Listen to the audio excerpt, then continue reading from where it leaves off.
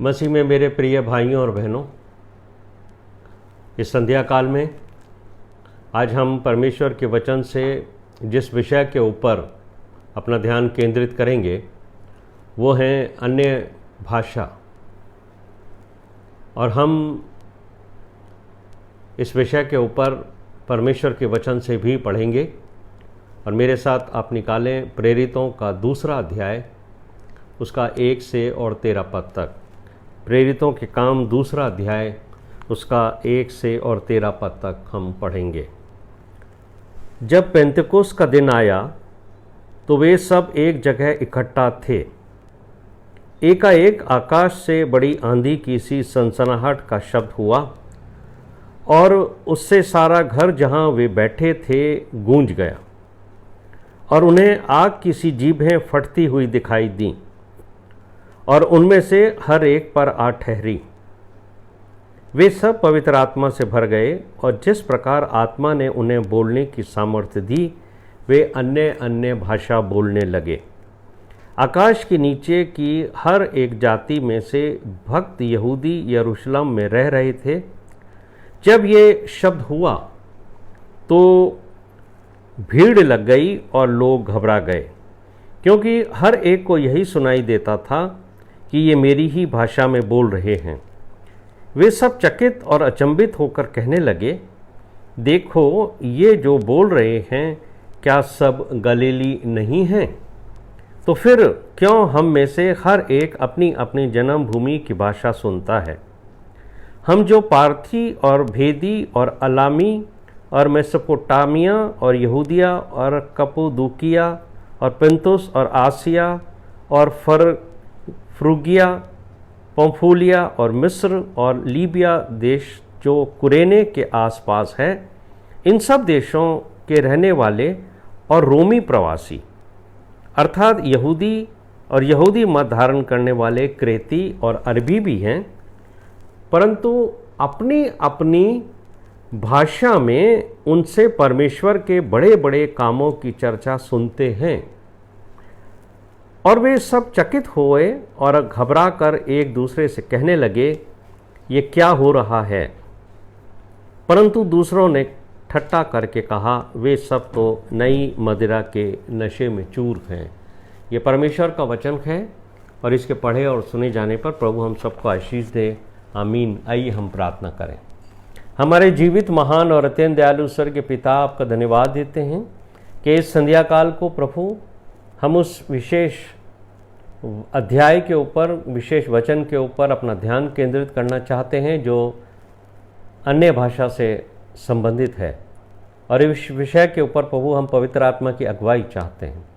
इसलिए हमारे मुंह की बातें और हमारे दिल के ख्याल आपको पसंद आएं। है हमारी नजात, हमारी चट्टान, हमें फिदिया देने वाले यसु मसीह के मीठे और मुबारक नाम से मांगते सुना कबूल कर। आमीन। आप सबको जय मसीह की। मैं परमेश्वर का धन्यवाद देता हूं उस बहन के लिए जिन्होंने ये इच्छा जाहिर की कि अन्य भाषा के ऊपर मैं अपनी बाइबल स्टडी को आप तक पहुंचाऊं। और परमेश्वर की पवित्र आत्मा ने मुझे जो कुछ भी सिखाया है वो मैं आपके साथ आज शेयर करूंगा। आज बहुत सारे लोगों के मन में ये इच्छा उठती है कि उन्हें होली स्पिरिट का बैप्टिज्म मिले। बहुत अच्छी बात है। हर एक व्यक्ति को प्रभु यीशु मसीह भी होली स्पिरिट का बैप्टिज्म देना चाहते हैं, लेकिन कुछ लोग होली स्पिरिट का बैप्टिज्म इसलिए चाहते हैं कि वे अन्य भाषा में बोल सकें। अन्य भाषा में बोलना परमेश्वर की ओर से एक बड़ी आशीष है, लेकिन यदि आप अपने आदर के लिए या अपने आप को लोगों के बीच के अंदर आदर पैदा करने के लिए या लोगों को प्रभावित करने के लिए अन्य भाषा का दान चाहते हैं तो ये बड़ी खेद की बात है। और अन्य भाषा बोल सकें, और ये क्लेम भी करते हैं बहुत सारे लोग तो कि उन्हें होली स्पिरिट का बैप्टिज्म मिला है, इसलिए हम अन्य भाषा बोल पा रहे हैं। लेकिन हमें यह समझना चाहिए कि बाइबल पवित्र आत्मा के एक विश्वासी के ऊपर उतरने के बारे में हमें क्या सिखाती है। मेरे साथ निकालिए प्रेरितों का पहला अध्याय, उसका 8वां पद। और यहाँ पर परमेश्वर का वचन मुझे और आपको क्या बोलता है, सुनिए। जब पवित्र आत्मा तुम पर आएगा, बहुत सारे लोग हैं जो पवित्र आत्मा का बपतिस्मा चाहते हैं, लेकिन परमेश्वर का वचन कहता है कि जब पवित्र आत्मा तुम पर आएगा तो तुम सामर्थ पाओगे। यहां यह नहीं लिखा है कि जब पवित्र आत्मा तुम पर आएगा तो तुम अन्य भाषा बोलने लगोगे। वचन में यह लिखा हुआ है कि जब पवित्र आत्मा तुम पर आएगा तब तुम सामर्थ पाओगे। जब यीशु मसीह इस संसार में थे और यीशु मसीह के ऊपर पवित्र आत्मा उतरा था, तो यीशु मसीह भी सामर्थ से भर गए थे। और यीशु मसीह सामर्थ से इसलिए भर गए थे कि उनके जो मिनिस्ट्री है वो स्पिरिट फील्ड मिनिस्ट्री हो, पवित्र आत्मा के द्वारा भरी हुई पावरफुल मिनिस्ट्री के लिए परमेश्वर ने उनको भी अनॉइंट किया था। तो आप समझ सकते हैं कि मेरे और आपके लिए कितनी महत्वपूर्ण बात है कि हम पवित्र आत्मा के द्वारा बपतिस्मा पाएं, पवित्र आत्मा के द्वारा हम आशीषित हों, हमारा अनॉइंटिंग हो पवित्र आत्मा के द्वारा। यदि आपको पवित्र आत्मा मिलेगा तो पवित्र आत्मा आपको सामर्थ्य देगा। अब इसको कैसे समझेंगे आप कि जो बात कही गई है कि जब तुम पवित्र आत्मा पाओगे तो तुम सामर्थ्य पाओगे। यानी अगर आप एक टीचर हैं और अगर आपको होली स्पिरिट मिला है तो you will become a powerful teacher. अगर आप एक डॉक्टर हैं, आप एक नर्स हैं, और अगर होली स्पिरिट आपके ऊपर उतरा है, you will become a powerful doctor, you will become a powerful nurse. तो जो भी हैं आप, जिस स्थिति के अंदर भी हैं, जिस पद पर हैं, जो काम आप कर रहे हैं, पवित्र आत्मा आपको पावर देती है। और यहां पर हम देखेंगे कि होली स्पिरिट जो है, जब आपके शरीर और आपके जीवन को कंट्रोल करती है, तब आपके अंदर यीशु मसीह का स्वभाव पैदा होता है। यह सबसे इंपॉर्टेंट बात है कि जब होली स्पिरिट का अनॉइंटिंग होगी आपको, या होली स्पिरिट का बैप्टिज्म आपको मिलेगा, तो आपके अंदर जो स्वभाव है वो यीशु मसीह के स्वभाव से मिलने लगेगा। यीशु मसीह नम्र और दीन थे, और पतरस की जो पहली पत्री है उसमें यीशु मसीह के चरित्र और यीशु मसीह के स्वभाव के बारे में भी बताया गया है। मेरे साथ खोलिए पहला पतरस उसका 2 अध्याय उसका 21 से 23 पद। यहां पर यीशु मसीह के स्वभाव का चित्रण है।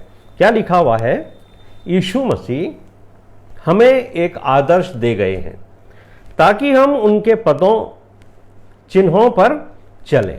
उनके पद चिन्हों पर चलना है, और यीशु मसीह ने तो हमें कहा है फॉलो मी। तो जब हम यीशु मसीह के पद चिन्हों पर चलेंगे तो हमारे अंदर भी वो स्वभाव होगा जो यीशु मसीह के अंदर था। यीशु मसीह में क्या क्या स्वभाव था देखिए। न तो वो पाप करते थे, पहली बात। दूसरी बात, ना उनके मुंह से छल की कोई शब्द निकलते थे। तीसरी बात, वो गाली सुनकर किसी को गाली नहीं देते थे। बहुत से लोग उनको गाली देते होंगे, लेकिन उन्होंने पलटकर गाली नहीं दी। फिर ना वो किसी को धमकी देते थे, बहुत से लोग उनको धमकी देते थे।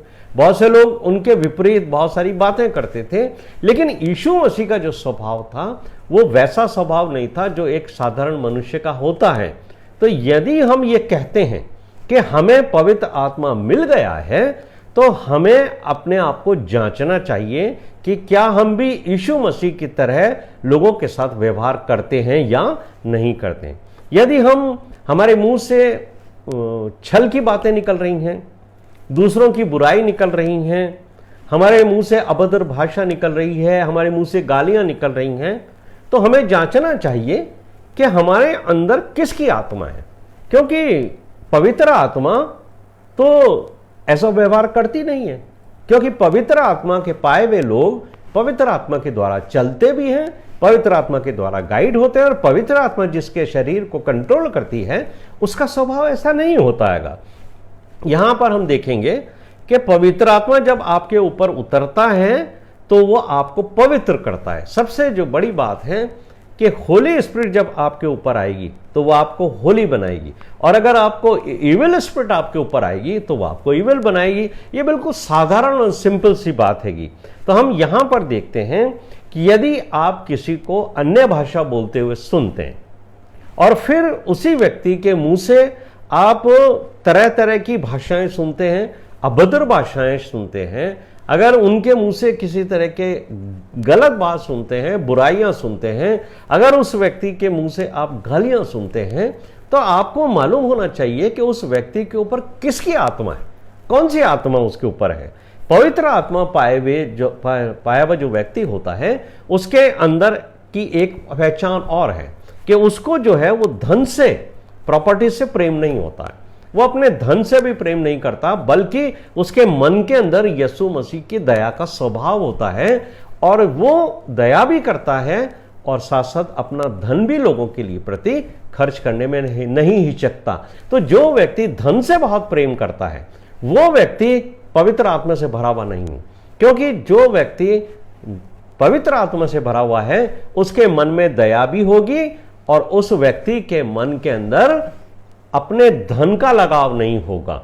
तो यदि कोई व्यक्ति ऐसा मिलता है आपको जो ये कहे कि मैं पवित्र आत्मा से भरा हुआ हूं और फिर भी उसके मन में सांसारिक पदों की अभिलाषा हो ताकि लोग उसको आदर करें, लोग उसका मान सम्मान करें, वो व्यक्ति पवित्र आत्मा से बहुत दूर है, क्योंकि पवित्र आत्मा कभी भी हमारे को पावर और पोजीशन की ओर नहीं लेके जाती है। तो आपको सोचना चाहिए कि होली स्पिरिट उस व्यक्ति के ऊपर है या उसके ऊपर कोई दूसरी स्पिरिट है। ये स्पिरिट जो है वो अपना नाम करने वाली स्पिरिट नहीं है। होली स्पिरिट कभी अपना नाम नहीं करती है मेरे प्रिय भाइयों और बहनों। ये स्पिरिट जो अपना नाम करने वाली स्पिरिट है वो निम्रोद में पाई जाती थी। अगर आप जेनेसिस 11 खोलते हैं, ये उत्पत्ति का 11वां अध्याय उसका पहला पद, तो आपको मालूम होगा जो स्पिरिट अपना नाम करती है वो स्पिरिट शैतान की स्पिरिट है। शैतान की आत्मा ने भी अपना नाम इस संसार में परमेश्वर के सामने खड़ा किया था और वही स्पिरिट निम्रोद के अंदर आई थी। 11वां अध्याय उत्पत्ति का उसका पहला पद जो है, वहां चौथा पद जो है उसमें लिखा है आओ हम अपना नाम करें। यानी वो स्पिरिट, वो आत्मा जो अपना नाम करना चाहती है, वो स्पिरिट होली स्पिरिट नहीं है। और पहले पद में लिखा है सारी पृथ्वी पर एक ही भाषा थी और एक ही बोली थी, one language and one common speech.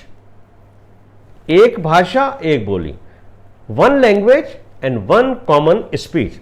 7वें पद में क्या लिखा है, परमेश्वर ने इनकी भाषा में गड़बड़ी डाली। ये जो गड़बड़ी आई थी उस समय में जब सब लोग एक ही भाषा बोलते थे, वो भाषा में गड़बड़ी परमेश्वर की ओर से आई है। देखिए क्या लिखा हुआ है, परमेश्वर ने इनकी भाषा में गड़बड़ी डाली ताकि वे एक दूसरे की बोली ना समझ सकें। तो फिर ये तो परमेश्वर की तरफ से एक श्राप हुआ लोगों के बीच में कि वो एक दूसरे की भाषा ना समझ सकें। ये किसने डाला उनके बीच में? ये परमेश्वर ने डाला। आप लोग जो हैं वो अपने को परमेश्वर के, वो लोग जो है वो अपने आप को परमेश्वर के बराबर बना रहे थे, इसलिए परमेश्वर ने उनके बीच के अंदर भाषा, अलग अलग भाषाएं डाल दी ताकि वो जो उनका मिशन था वो उनका मिशन पूरा ना हो सके। तो परमेश्वर ने ही लोगों में अलग अलग भाषा दी थी ताकि वो एक दूसरे की बात ना समझ सकें। लेकिन जब परमेश्वर की आत्मा आपके ऊपर उतरता है तो आप सामर्थ्य पाते हो और अन्य भाषा नहीं पाते। ये मैं आपको बार बार कह रहा हूं कि परमेश्वर की आत्मा आप पे उतरेगी तो आप सामर्थ्य पाओगे, अन्य भाषा आप नहीं पाओगे। और यीशु मसीह ने भी अपनी पूरी मिनिस्ट्री में कभी अन्य भाषा नहीं बोली। ये बात आप स्पष्ट तौर से समझ लीजिए कि अन्य भाषा यीशु मसीह ने भी अपनी मिनिस्ट्री में नहीं बोली। क्यों नहीं बोली? क्योंकि परमेश्वर ने उनकी सेवकाई जो थी यीशु मसीह की, उन लोगों के बीच में रखी थी जिनकी भाषा यीशु मसीह जानते थे। यानी यीशु मसीह जो भाषा बोलते थे वही भाषा जो है जो लोग वहां के थे वो सुनते थे। तो जब प्रचार करने वाला भी उसी भाषा में प्रचार कर रहा है जो भाषा लोगों की है, तो अन्य भाषा की कोई आवश्यकता ही नहीं थी। इसलिए यीशु मसीह ने कभी अपने जीवन में अन्य भाषा नहीं बोली। लेकिन जब परमेश्वर ने यीशु मसीह के चेलों को दूसरे देशों में सुसमाचार पहुंचाने के लिए भेजा, तब उन चेलों को परमेश्वर ने अन्य भाषा का दान भी दिया। जैसे मैं आपको बताना चाहता हूं कि प्रभु का एक चेला था जिसका नाम थोमा था, टॉमस। वो इंडिया आया था, साउथ इंडिया के अंदर। लेकिन जब वो इंडिया आया और यहां उसने यीशु मसीह के सुसमाचार का प्रचार किया, तो उसकी भाषा तो यहां साउथ इंडियंस कोई नहीं समझते थे और न ही वो साउथ इंडियंस की भाषा समझता था। तो फिर प्रचार हुआ कैसे? यही बात समझने की है कि जब वो लोगों से प्रचार करता था तो वो जो लोग सुनते थे वो अपनी भाषा में सुनते थे, वो अपनी भाषा बोलता था, लेकिन सुनने वालों को अपनी भाषा में सुनाई देता था। यह था अन्य भाषा का काम। इसलिए जब परमेश्वर आपको ऐसे स्थान पर लेकर जाएंगे, आपसे ऐसे स्थान पर प्रचार कराना चाहता है जहां की भाषा आपको नहीं आती है, तब वो आपको एक जो आपके लिए अन्य भाषा होगी।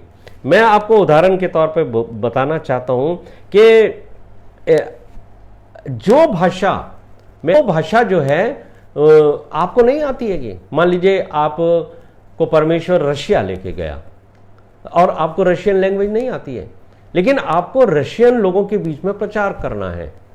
अब आप जब खड़े होंगे प्रचार करने के लिए, तो जो ऑडियंस है वो है रशियन, वो रशियन लैंग्वेज जानते हैं, वो हिंदी नहीं जानते। आप रशियन लैंग्वेज नहीं जानते, लेकिन जब आप प्रचार करोगे तो जो लोग सुन रहे हैं वो रशियन लैंग्वेज में सुनेंगे और उनको बड़ा ताज्जुब होगा कि ये व्यक्ति जो इंडिया से आया है ये हमारी लैंग्वेज नहीं जानता है, रशियन लैंग्वेज ये नहीं जानता, लेकिन ये जो बोल रहा है वो हमारी भाषा बोल रहा है। तो बोलने वाले आप हैं, आपके लिए ये अन्य भाषा है, सुनने वालों के लिए तो उनकी अपनी भाषा है, क्योंकि जो आप बोल रहे हैं वो परमेश्वर की ओर से उनको उनकी भाषा में सुनाई दे रहा है। यानी परमेश्वर का वचन आपके द्वारा सुनने वालों की भाषा में निकलेगा, ताकि वो जो सुन रहे हैं वो वचन की आशीष पाएं।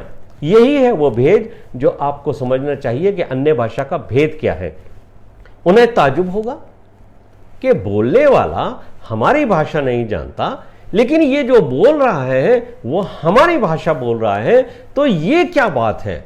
ये है अन्य भाषा का प्रभाव। और जो बात हम यहां पर देखते हैं अन्य भाषा के बोलने का जिक्र, वो प्रेरितों के 2 अध्याय के 1 से 13 पद में हमने पढ़ा हैगा। तो यहां पर जो घटना है मैं उसको सरल भाषा में आपको समझाने की कोशिश करता हूं, आप ध्यान से सुनिए इसको। पेंतेकोस्त का दिन था, 120 लोग जो हैं वो एक स्थान के ऊपर एकत्रित थे। आकाश से आग की जीभें उतरकर उनके ऊपर ठहर गईं। आपने पढ़ा हमने अभी इसको कि आकाश से पवित्र आत्मा उतरी और किसके रूप में? आग की जीभें फटती हुई वहां दिखाई दी और उनमें से हर एक के ऊपर आकर ठहर गईं। और लिखा है कि वह सब पवित्र आत्मा से भर गए और जिस प्रकार आत्मा ने उन्हें सामर्थ्य दी वे अन्य अन्य भाषा बोलने लगे। तो पहला काम क्या हुआ है यहां पर? आकाश से पवित्र आत्मा उन लोगों के ऊपर जीभ के रूप में उतरी। उन लोगों के जीभ के रूप में उतरकर सबसे पहले जो पवित्र आत्मा ने काम किया वो उनकी जीभ को कंट्रोल किया। परमेश्वर ने जो पवित्र आत्मा भेजी थी, जिसके लिए बाइबल में लिखा है प्रेरितों के 2 अध्याय में कि वो जीभ के रूप में उतरी और उसने उन लोगों को जो 120 लोग थे उनकी जीभ को कंट्रोल किया। और जब उन्होंने उस पवित्र आत्मा ने उनकी जीभ को कंट्रोल कर लिया, तब जो है उनकी जो मदर टंग थी, जिस भाषा में वो बात करते थे, है ना, तो उनके मुंह से जो प्रत्येक शब्द निकलने लगा वो आशीष का कारण ठहरा। अब जब वो लोग पवित्र आत्मा से भर गए तो अब उनके जुबान को होली स्पिरिट ने कंट्रोल कर लिया। और जब एक बार होली स्पिरिट आपके जुबान को कंट्रोल कर लेती है, आपकी टंग को कंट्रोल कर लेती है, फिर आपके मुंह से अभद्र भाषा नहीं निकलती है। जो भी भाषा निकलती है उससे परमेश्वर की बड़ाई होती है और लोगों को आशीष मिलती है। तो यहां हम देखेंगे प्रेरितों का 1 अध्याय उसके 8वें पद में यह बात स्पष्ट तौर से बताई है कि जब पवित्र आत्मा तुम पर आएगा तो तुम सामर्थ्य पाओगे। तो उनको सामर्थ्य मिली। अब सामर्थ्य मिलने के बाद जब ये पवित्र आत्मा से भर गए, सामर्थ्य से भर गए, तब प्रेरितों का 2 अध्याय उसका 4था पद पढ़ेंगे हम कि जिस प्रकार आत्मा ने उन्हें बोलने की सामर्थ्य दी वो अन्य अन्य भाषा बोलने लगे। तो जब ये पवित्र आत्मा उनके ऊपर उतरी थी 120 लोगों के ऊपर, तो उस समय आंधी का शब्द हुआ था और बहुत ही जोर से जो है वो आवाज हुई थी। तो वहां जो लोग आसपास रहते थे उन्होंने बड़ा आवाज को सुना था, वो लोग घबरा गए। लोग घर से बाहर निकल करके आए, इकट्ठा हो गए ये सुनने के लिए, देखने के लिए कि बात क्या हुआ है, इतनी आवाज क्यों हुई है, आंधी क्यों सनसनाहट हो रही है, बात क्या है। तो जब वो लोग बाहर निकले तो देखिए प्रेरितों का 2 अध्याय उसके 6 पद में क्या लिखा है कि जो लोग बाहर निकल करके आए थे हर एक को यही सुनाई देता था कि ये मेरी ही भाषा में बोल रहा है। तो जो सुनने वाले लोग इकट्ठा थे ये लोग कौन थे, ये आपको मिलेगा 5वें पद में। तो जब आप 5वां पद पढ़ोगे तो आपको मालूम पड़ेगा कि उन दिनों में यरूशलेम के अंदर पूरी दुनिया से अलग अलग देशों से जो यहूदी लोग थे वो लोग फसह की वजह से वहां आए हुए थे। तो ये जो अलग अलग देशों में यहूदी रहते थे ये सारे के सारे यहूदी जो हैं वो अपनी वहां की लैंग्वेज बोलते थे जिस देश में वो रहते थे। लेकिन जब ये लोग यरूशलेम में आए और इन्होंने ये आवाज सुनी और ये लोग बाहर निकल करके सुनने लगे कि ये जो गलीली लोग हैं ये जो बोल रहे हैं ये तो हमारी भाषा बोल रहे हैं, हम अलग अलग देशों से आए हैं। और अगर आपने इसको ध्यान से पढ़ा होगा तो जिन देशों से आए वो व्यक्ति थे ये 13 देश थे, 13 नेशंस के लोग जो अलग अलग भाषाएं बोलते थे वो उस समय वहां मौजूद थे।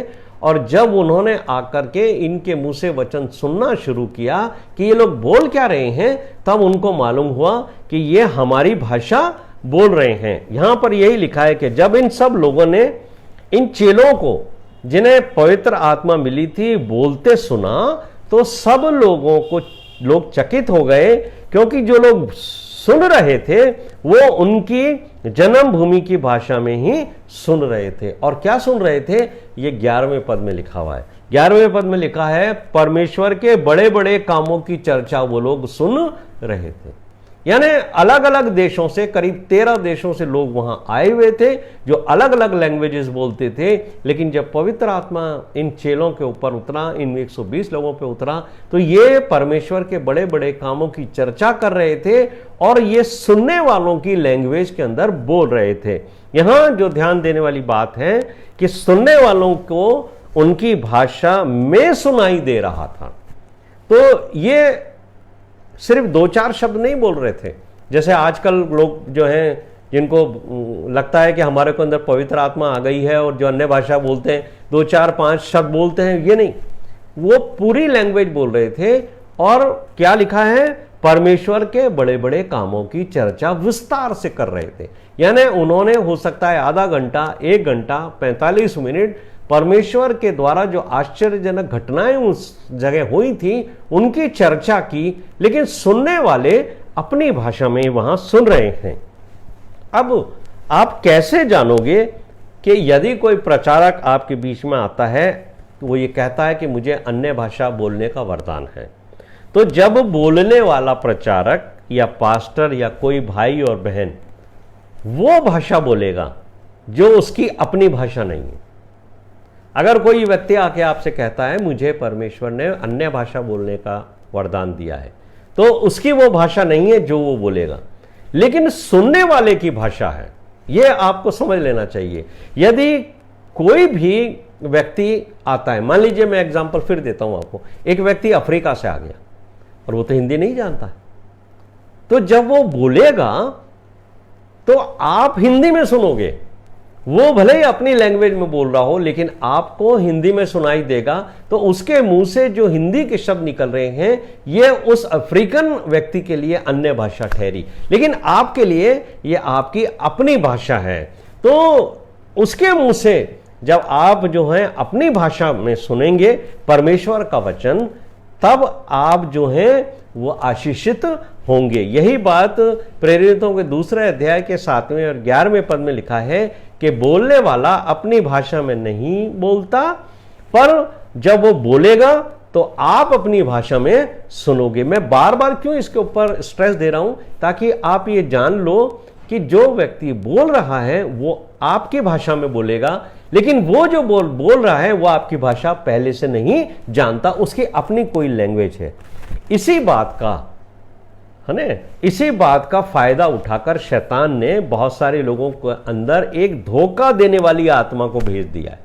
एक ऐसी आत्मा को भेज दिया है जो लोगों के शरीर में समा गई है, जिन्हें अन्य भाषा बोलने की बड़ी चाहत है। बहुत सारे लोग हैं जिनको बड़ी चाहत होती है कि हम अन्य भाषा में बोलें, हम अन्य भाषा में बोलें। उनके अंदर शैतान एक ऐसी स्पिरिट को समा देता है जो एक्चुअल में होली स्पिरिट नहीं होती है ना। और जब होली स्पिरिट उनके अंदर नहीं होती है तो जब वो बोलते हैं तो सिर्फ 2 3 4 5 शब्द बोलते हैं, जैसे हड़बड़ बड़बड़ बड़बड़ टड़बड़, इस तरीके से बोलते हैं। वो किसी को समझ में नहीं आता है कि वो बोल क्या रहे हैं। ना बोलने वाले को समझ में आता है, न सुनने वाले को समझ में आता है। लेकिन प्रेरितों का पहला अध्याय उसके 4 और 5 पद में क्या लिखा था? यीशु मसीह ने उनसे कहा था क्या कि जब तक पवित्र आत्मा तुम पर नहीं आए तब तक तुम ठहरे रहना, यानी जब तक तुम्हें ओरिजिनल असली पवित्र आत्मा ना मिले तब तक वेट करना। लेकिन जो लोग हैं जो पवित्र आत्मा को जल्दी रिसीव करना चाहते हैं, बड़ी हड़बड़ाहट में रहते हैं, जो चाहते हैं कि जल्दी से मुझे पवित्र आत्मा मिल जाए और मैं लोगों के सामने जाके अन्य भाषा बोलूं, ऐसे लोगों को शैतान पकड़ लेता। जिनके मन में इंतजार करने की भावना नहीं होती है। यही सबसे बड़ी समस्या है उन लोगों की जो उन्होंने 120 लोग जो थे उन्होंने इंतजार किया, क्योंकि परमेश्वर ने कहा था जब तक तुम्हें पवित्र आत्मा ना मिले ना तब तक यरूशलेम मत छोड़ना। और उन्होंने जब तक पवित्र आत्मा नहीं मिली तब तक उन्होंने यरूशलेम नहीं छोड़ा। लेकिन बहुत सारे ऐसे लोग हैं आज जो वेट नहीं करना चाहते कि हमें पवित्र आत्मा मिले और हम पवित्र आत्मा पाने के बाद प्रचार करने के लिए निकलें। इसलिए जो लोग जो हैं, शैतान ने क्या किया है कि एक फर्जी काउंटरफिट होली स्पिरिट डाल दी है। और जब ऐसे लोगों को ये काउंटरफिट जाली पवित्र आत्मा मिल जाती है, इसको मैं पवित्र आत्मा नहीं कहूंगा, ये जाली स्पिरिट मिल जाती है, वो लोग सेटिस्फाइड हो जाते हैं। और जब एक बार आप ये सेटिस्फाइड हो जाओ कि मेरे को पवित्र आत्मा मिल गई है, जबकि आपको शैतान ने एक झूठी आत्मा दे दी, उसके बाद आप ओरिजिनल होली स्पिरिट की राह नहीं देखोगे, ना आप पूरे जीवन भर कभी भी पवित्र आत्मा को प्राप्त करने का प्रयास करोगे। आप सेटिस्फाइड हो जाओगे कि भाई मेरे पास जो आत्मा आएगी वो पवित्र आत्मा है, अब जो भी मैं बोल रहा हूं वो जो है वो पवित्र आत्मा की तरफ से है। और यही सबसे बड़ा धोखा आज लोगों के बीच में पाया जाता है। मेरे प्रिय भाई और बहनों, ऐसे लोग जो आपके बीच में आकर 4-5 शब्द बोलते बड़बड़ाते हैं, कभी प्रार्थना करते हुए बड़बड़ करते हैं या कभी प्रचार करते हुए हड़गड़ बड़बड़ बोलते हैं, ये शब्द अन्य भाषा नहीं है। ये आप स्पष्ट तौर से समझ लीजिए कि ये जो 4-5 शब्द बोले जाते हैं, जिनको ना वो स्वयं समझते हैं न सुनने वाले समझते हैं, ये अन्य भाषा नहीं है। अन्य भाषा का मतलब होता है कि एक ऐसी लैंग्वेज जो दूसरे लोग बोलते हैं। भाषा का मतलब होता है लैंग्वेज। तो लैंग्वेज कब रिकॉग्नाइज होगी? जब दूसरे लोग उसको बोलते हैं, उसको लिखते हैं और पढ़ते भी हैं। यानी कोई भी भाषा होगी वो लिखी जाएगी, वो पढ़ी जाएगी और लोगों के द्वारा बोली जाएगी, वो अन्य भाषा कहलाएगी, वो भाषा कहलाएगी। लेकिन सुनने वाले के लिए उसकी अपनी भाषा ये होनी चाहिए।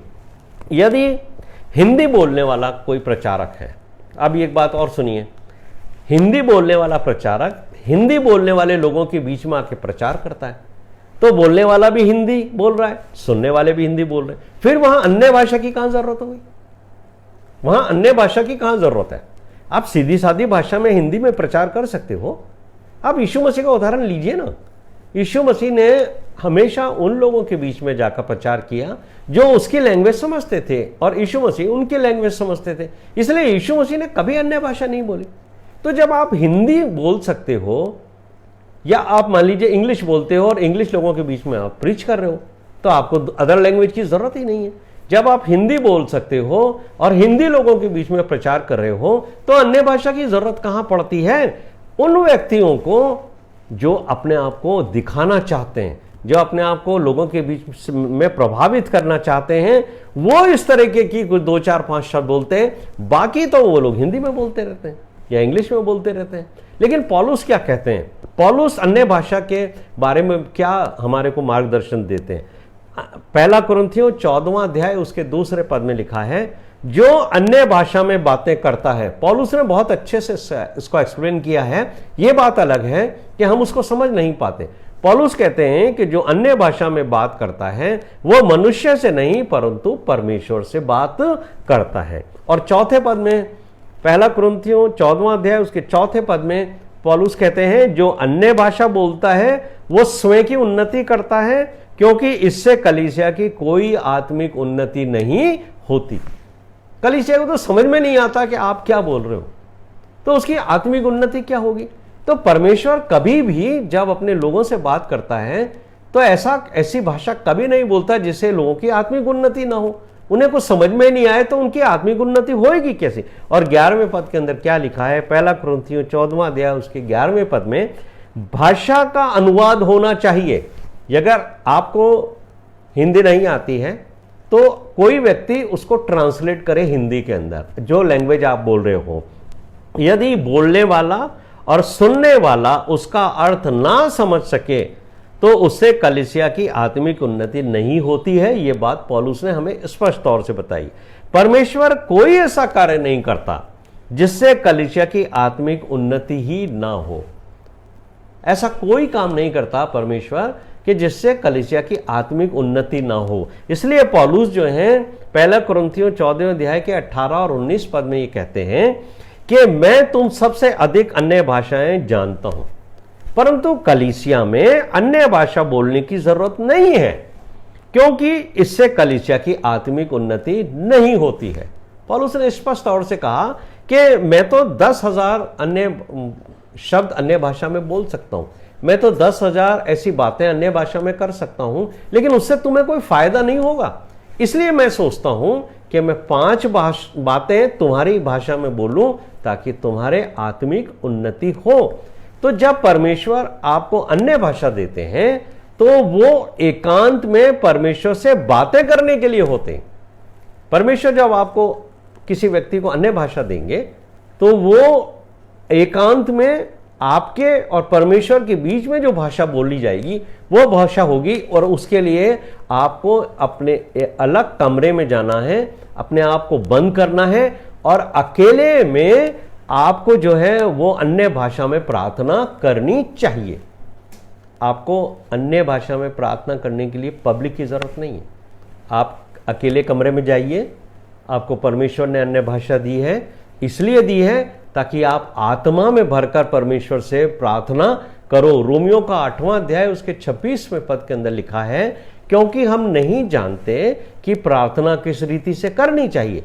हमें प्रार्थना करना नहीं आता, हम अपनी भाषा में प्रार्थना नहीं कर पाते, इसलिए परमेश्वर हमें एक भाषा देता है ताकि हम उस भाषा में सही रीति से परमेश्वर से प्रार्थना कर सकें।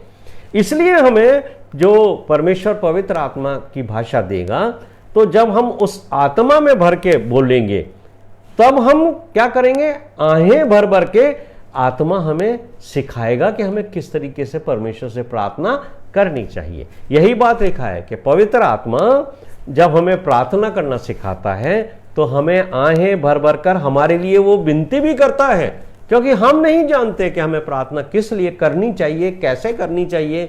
तो परमेश्वर हमें अन्य भाषा देता है, लेकिन ये भाषा आपके और परमेश्वर के बीच में है। आप अपने बंद कमरे में जाइए, वहां प्रार्थना कीजिए, परमेश्वर सुनेगा और आप बोलोगे। इसमें किसी तीसरे व्यक्ति की आवश्यकता नहीं है। इसलिए ये जो सिर्फ 4-5 शब्द लोगों के मध्य में बोलने की जो ये आजकल प्रक्रिया चली है, लोग आते हैं और आपको हड़गम बड़गम करके 2-4-5 शब्द बोल करके कहते हैं कि हम अन्य भाषा बोल रहे हैं। ना तो परमेश्वर चाहते हैं कि ऐसे शब्द कलीसिया के बीच में बोले जाएं, और न ही कलीसिया के विद्वान लोग चाहते हैं कि कलीसिया के बीच में हड़गम बड़गम के 4-5 शब्द बोले जाएं और उनको प्रभावित किया जाए। मेरे प्रिय भाइयों और बहनों, जो लोग भी ये 2-4 शब्द बोलते हैं वो अपनी बढ़ाई चाहते हैं, आपसे वो आदर चाहते हैं कि आप उनको अपने से ज्यादा पवित्र समझो। वो चाहते हैं कि आप उनकी भाषा सुनकर उनको बहुत ही आत्मिक समझो, और वो दूसरों के ऊपर प्रभाव जमाने के लिए इस तरीके की भाषा का इस्तेमाल करते हैं, जबकि वो स्वयं भी उसका अर्थ नहीं जानते और नहीं आप उनसे पूछो तो वो उसका अर्थ बता पाएंगे, क्योंकि भाषा जो है वो पूरी होगी, लैंग्वेज होगी और उसके अंदर परमेश्वर का पूरा वचन सुनाया जाएगा। तो अन्य भाषा संपूर्ण भाषा है। यहां मैं आपको फिर बताना चाहता हूं कि वो जो लोग 120 लोग थे जिनके ऊपर पवित्र आत्मा उतरी थी, जब उन्होंने बोलना शुरू किया तो वो एक लैंग्वेज बोल रहे थे, काफी देर तक बोल रहे थे, परमेश्वर के बड़े बड़े कामों की चर्चा कर रहे थे और उस भाषा में बोल रहे थे जो उनकी भाषा नहीं थी, लेकिन सुनने वालों की भाषा थी और सुनने वाले अपनी भाषा में सुन रहे थे। इसलिए मैं आपको निवेदन करना चाहता हूं कि आप इस तरह के धोखे की भाषा से बचो, जो सिर्फ आपके बीच में आकर 2 4 5 शब्द बोले जाते हैं, जो शैतान ने मसीहों के बीच में एक झूठी काउंटरफिट धोखा देने वाली भाषा डाल दी है, ताकि वो लोगों को परमेश्वर से ही दूर ले जाए। बल्कि हम विश्वासियों को हमेशा सच्ची पवित्र आत्मा की बाट धीरज से करनी चाहिए। हमें धीरज के साथ उस पवित्र आत्मा की बाट जोनी चाहिए, जो पवित्र आत्मा हमें सामर्थ्य देगी, आपको पवित्र बनाएगी, आपको अन्य भाषा नहीं देगी। क्या आपके अंदर पवित्र आत्मा आ जाए तो आप जो है अन्य भाषा बोलने लगे? नहीं। परमेश्वर की आत्मा जब आपके ऊपर उतरेगी तब बाइबल में लिखा है आप सामर्थ पाओगे और सामर्थ पाने के बाद परमेश्वर के लिए आप सेवा के लिए बुलाए जाओगे। मेरे प्रिय भाइयों और बहनों, प्रभु इस वचन के ऊपर आशीष दे, मुझे और आपको इस पवित्र आत्मा के दान को समझने की शक्ति अदा करे। आइए हम प्रार्थना करें। हमारे जीवित महान और अत्यंत दयालु स्वर्गीय पिता, हमने आपके पवित्र वचन प्रेरितों के दूसरे अध्याय के द्वारा आज ये समझ लिया है प्रभु कि पवित्र आत्मा अन्य भाषाएं बोलने की सामर्थ्य किसको देती है। और जब पवित्र आत्मा किसी ऐसे स्थान पर लेके जाती है जिस स्थान की भाषा हमें नहीं आती, तब जो भाषा हम बोलते हैं वो सुनने वालों की भाषा होती है, जिसमें वो एक एक शब्द सुनते हैं। ये बात स्पष्ट तौर से पवित्र आत्मा ने हमें आज समझा दिया है। इसलिए अब हमारे जितने भाई और बहन हैं वो किसी भी धोखे में नहीं रहेंगे, बल्कि वो पवित्र आत्मा के द्वारा आशीष पाएंगे और वो सही और सच्ची पवित्र आत्मा को भी पहचान लेंगे। इस वचन के द्वारा आपने जो हमें आशीष दी है उसके लिए हम आपका धन्यवाद देते हैं। सब बातों में हम आपको आदर और महिमा देते। ये विनती हमारे उद्धारकर्ता प्रभु यीशु मसीह के नाम से मांगते सुनो कबूल कर। आमीन आमीन। आप सबको जय मसीह की। प्रभु आप सबको आशीष दे और ये वचन समझने की सामर्थ्य भी आपको दे।